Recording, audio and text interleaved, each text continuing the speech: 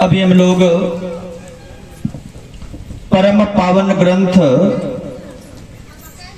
जो अति प्राचीन है, ऐसे प्राचीन ग्रंथ वेद की ऋचा को हम लोगों ने पाठ के रूप में श्रवण किया।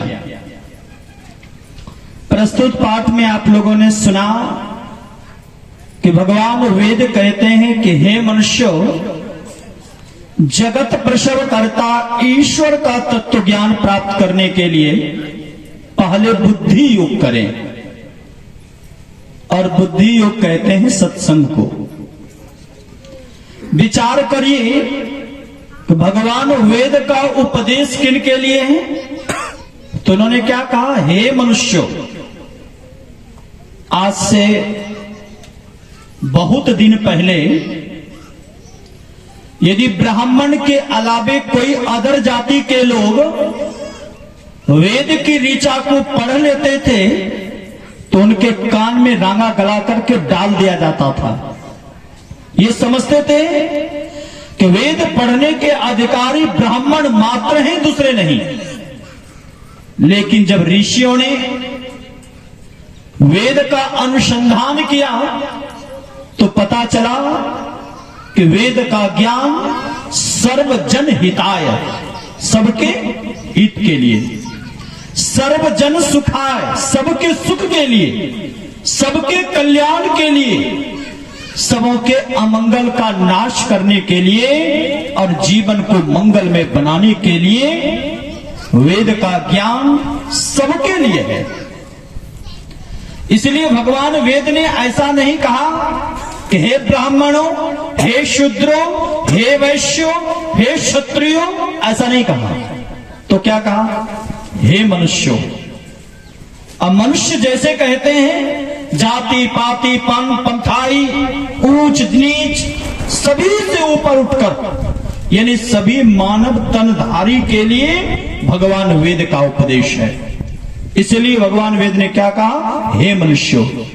दूसरी बात उन्होंने कहा, जगत प्रसव करता, जगत मतलब संसार, प्रसव करने का तात्पर्य जन्म देना।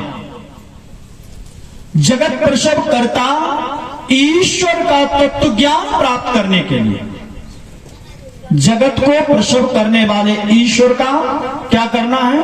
तत्व ज्ञान प्राप्त करना है। विचार करिए, बहुत लोग तो ये मानते भी नहीं है कि संसार को किसी ने बनाया है। बहुत लोग ये समझते हैं कि संसार अपने आप बन गया है। विचार करिए, अभी ये जो पंडाल बना है अपने आप बन गया है कि किसी ने बनाया है?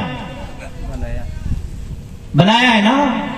तो विचार करिए, एक छोटा सा पंडाल बिना बनाए नहीं बन सकता है, तो क्या इतनी बड़ी सृष्टि अपने आप बन गई है? अपने आप नहीं बनी है, इसको भी किसी ने बनाया है। लेकिन जो नास्तिक लोग होते हैं, जो ईश्वर की सत्ता पर विश्वास नहीं करते, उनका मानना है ये संसार को किसी ने बनाया नहीं, अपने आप बन गई है। एक नास्तिक प्रकृति के पेशे से वकील थे और उनका लड़का आर्य समाज के स्कूल में पढ़ता था। वहां संत महात्मा लोग आते थे, सत्संग होता था। सत्संग सुनते सुनते उस बालक को यह ज्ञान हो गया कि परमात्मा की सृष्टि का यह जीवन सिरमौर जीवन है, और यह जीवन सिर्फ खाने पीने सोने बाल बच्चों को जन्म देने के लिए नहीं मिला है। यह जीवन ईश्वर के चिंतन के लिए मिला है, ईश्वर की भक्ति के लिए मिला है, मानवीय संस्कार के उत्थान के लिए मिला है।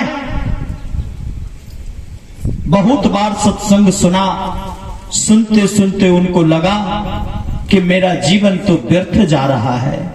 आज भी देखिएगा लोग क्या कहते हैं, अभी तो बालपन अवस्था है, ये भजन करने का समय थोड़ी है, जवानी में भजन करूंगा। जवानी का जब समय आता है, पत्नी बच्चे के भेड़ में पढ़कर क्या कहते हैं लोग, ये तो काम बुढ़ारी का है, कहते हैं ना। लेकिन एक बात विचार करके देखो, जीवन का एक क्षण का भी ठिकाना है क्या? एक क्षण का भी ठिकाना नहीं।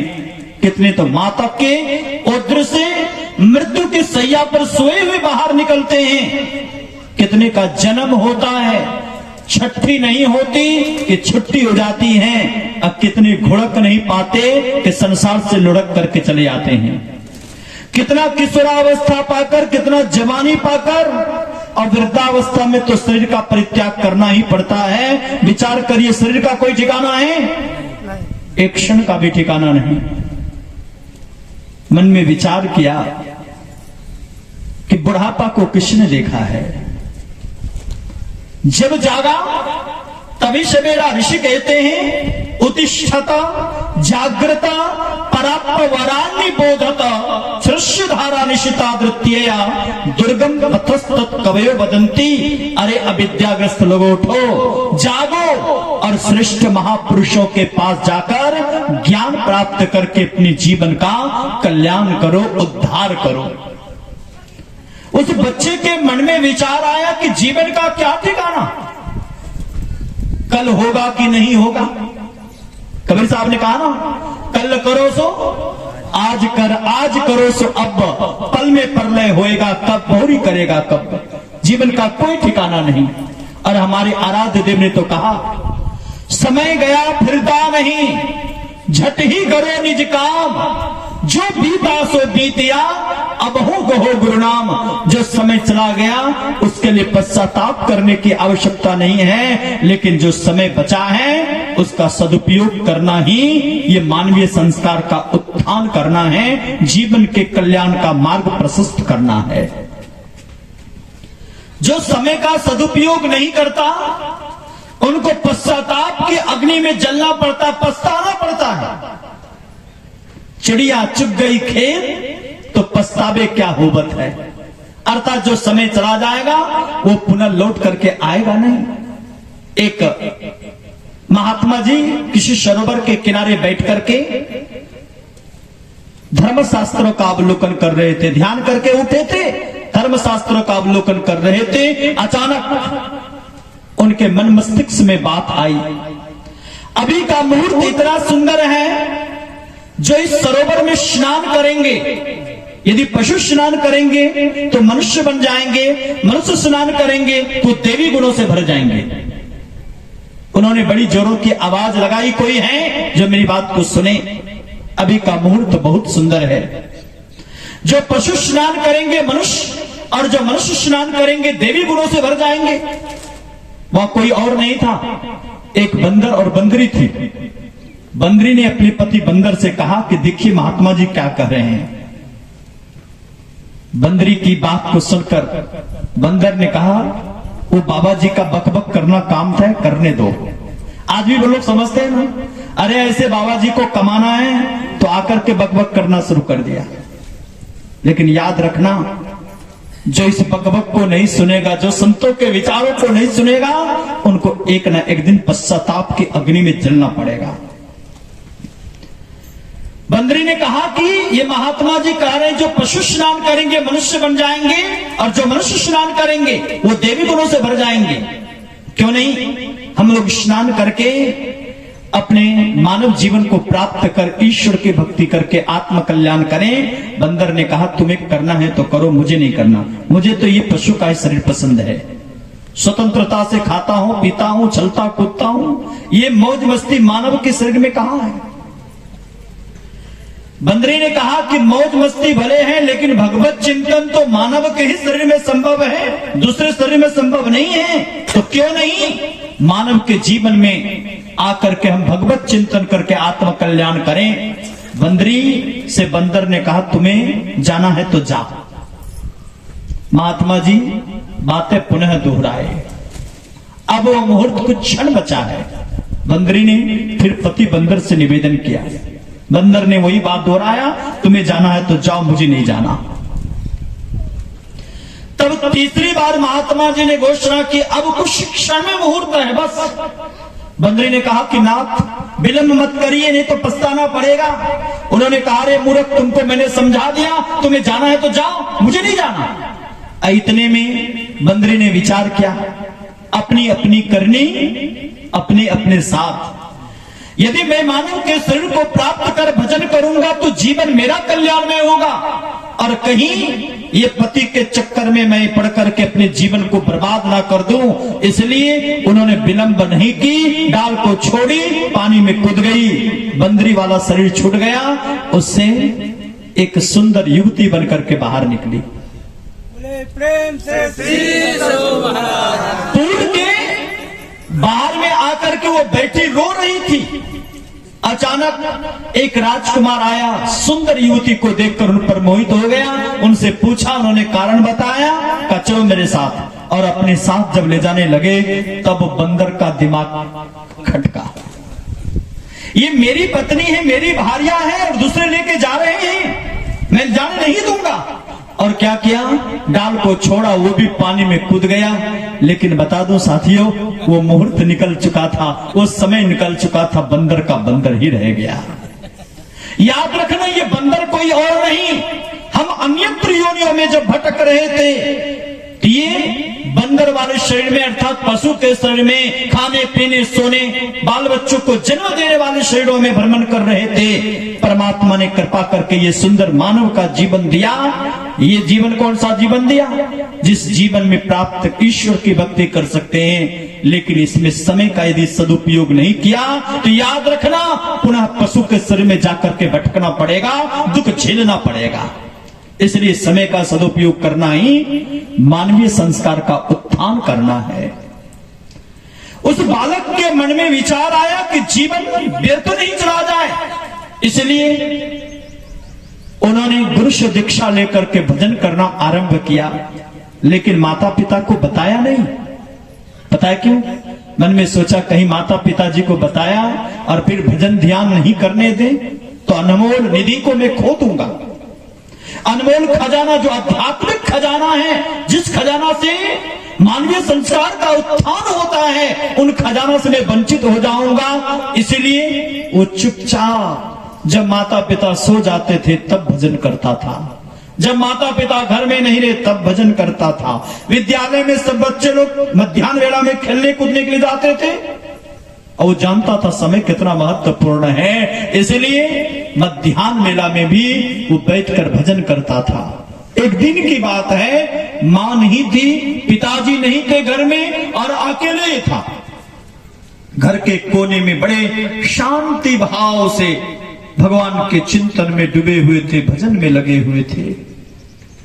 संयोग उसी समय उनके पिताजी आ गए। देखा घर के कोने में पतले से चादर ढक करके बड़ी हिम्मत के साथ शुद्धासन में बैठे हुए हैं। पिताजी जैसे आए, क्या करते हो जी? आंखें बंद करके बैठे हो, पढ़ने लिखने का समय है और समय का दुरुपयोग करते हो।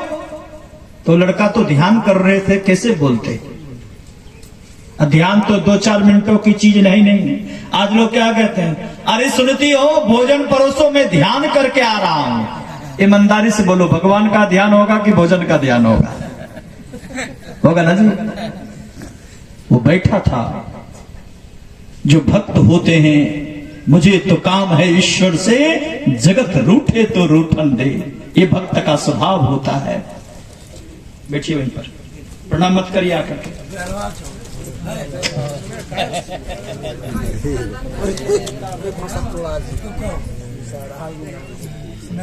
बोलिए श्री सद्गुरु महाराज की। इतनी समझ में आ जाती तो फिर तो बात ही क्या थी। प्यार से बोलो गुरुदेव भगवान की जय। सुनो, अब कोई बाहर से आ जाए तो उसे इधर मत आने देना, इससे सत्संग में डिस्टर्ब होता है। बोले गुरुदेव भगवान की जय। परिणाम क्या हुआ? वो लड़का कुछ बोले नहीं। उसके बाद सिर पकड़कर उनके पिताजी ने, वकील साहब ने हिलाया, क्या करते हो? तब लड़के ने आंखें खोली, पिताजी को प्रणाम किया बड़ी शांत भाव से और बड़ी विनम्रता पूर्वक कहा, पिताजी मैं ध्यान करता हूं। किनका ध्यान करते हो? कहा भगवान का ध्यान करता हूं। कौन से भगवान का ध्यान करते हो? तो लड़के को जल्दी में समझ में नहीं आई, तो लड़के ने कहा कि जिसकी बनाई हुई सारी सृष्टि है उसे सृष्टिकर्ता ईश्वर का मैं ध्यान करता हूं। ऐसा जब कहा तो वकील साहब ने कहा, तुम किसी के बहकावे में आ गए हो, कोई भगवान नहीं है। कहा, पिताजी क्या इतनी बड़ी सृष्टि अपने आप बन गई है? कहां अपने आप बन गई, किसी ने बनाया नहीं। तुम झूठ का परेशान होते समय का दुरुपयोग करते हो। लड़का बड़ा समझदार था। जो अच्छे विद्यार्थी होते ना उसके 5 लक्षण होते हैं। कागचेष्टा बको ध्यानम स्वान निद्रा तथैव च अल्पहारी गृह त्यागी विद्यार्थिनः 5 लक्षणम। विद्यार्थी के 5 लक्षण होते हैं। वे बड़े विनम्र थे। अब भला विनम्र होगा क्यों नहीं? बारंबार संतों के संगति में बैठता था, संतों के विचारों को सुनता था, तो विनम्रता क्यों नहीं आएगी? बड़े विनम्र थे। पिताजी से कुछ भी नहीं कहा, चले गए विद्यालय। लेकिन सोचने लगे पिताजी को कैसे उत्तर दूं। बहुत सोचा, बहुत विचार किया। सोचते विचारते उनको एक युक्ति सूझी। उन्होंने एक सुंदर सा तस्वीर तैयार किया, बहुत ही सुंदर। और वो तस्वीर लाकर के पिताजी के टेबल पर रख दिया। जैसे कोर्ट कचहरी से पिताजी लौटे तो देखा बड़ी अच्छी तस्वीर है। कारे, इस तस्वीर को किसने बनाया? तब लड़के ने कहा, पिताजी विद्यालय में एक अजीब सी घटना घटी। एकाएक अलमारी खुली, कागज का एक टुकड़ा उड़ा टेबल पर गिरा और टेबल पर रंग भरा हुआ डब्बा था, कलर भरा हुआ, अलग अलग कलर भरा हुआ डब्बा था।